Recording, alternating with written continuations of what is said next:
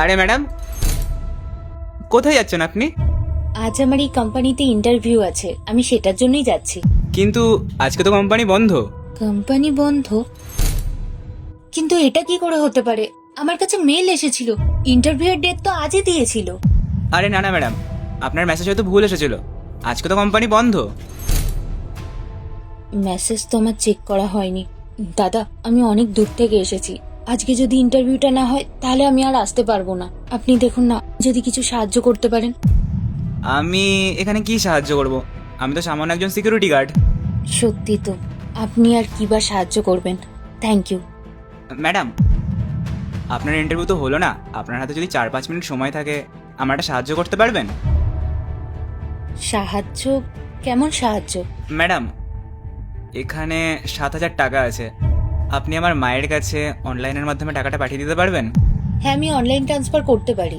তবে আপনি 7,000 টাকাটা পাঠিয়ে দিন, আমার অনেক উপকার হবে। কিন্তু এটা তো আপনিও পারেন, তাই না? ম্যাডাম, আপনি নিজেই দেখছেন আজকে কোম্পানি বন্ধ, তাও আমাকে ডিউটিতে আসতে হলো। অনেক দায়িত্ব, অনেক কাজ করতে হয়, তাই জন্য সময় পাইনি টাকাটা পাঠানোর। আর জানি না কখন ছুটি পাবো। মায়ের সেই সকাল থেকে কল আসছিল, বলছিল বাবা কখন টাকাটা পাঠাবি। আপনি পাঠিয়ে দিলে আমার খুব উপকার হতো। ঠিক আছে, আমি পাঠিয়ে দিচ্ছি।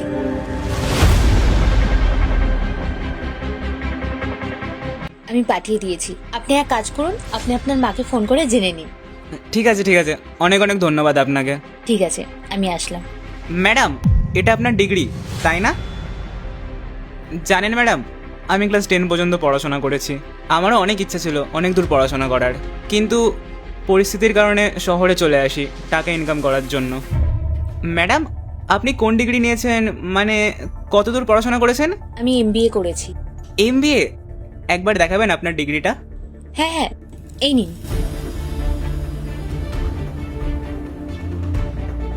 আরে বাবা, এটা তো অনেক বড় ডিগ্রি।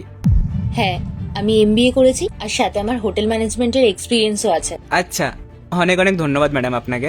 ম্যাডাম, আপনার ডিগ্রি দেখে একটা প্রশ্ন ছিল, আপনার কাছে এত বড় ডিগ্রি আছে? ওই যে কি এক্সপিরিয়েন্স বললেন হোটেল ম্যানেজমেন্টের, ওটাও আপনার কাছে আছে? তাহলে আপনি অন্য কোনো বড় জায়গায় কাজ করছেন না কেন? আপনি তো অনেক বড় জায়গায় কাজের জন্য চেষ্টাও করতে পারতেন, আপনি তখন অনেক বেশি স্যালারিও পাবেন। আমি আগে একটা কোম্পানিতে জব করতাম, কিন্তু কিছু প্রবলেমের জন্য জবটা আমাকে ছাড়তে হয়েছে, তাই আমি এই কোম্পানিতে ইন্টারভিউ দিতে এসেছি। আচ্ছা, এবার আমি বুঝলাম, কোম্পানিটা নিশ্চয়ই খারাপ ছিল, টাকা পয়সা ঠিক মতো দিত না, তাই না? আরে না না, ওই কোম্পানি খুব ভালো ছিল, আমি ওই কোম্পানি থেকে অনেক কিছু শিখেছি। ওই কোম্পানিতে আমার স্যালারি ছিল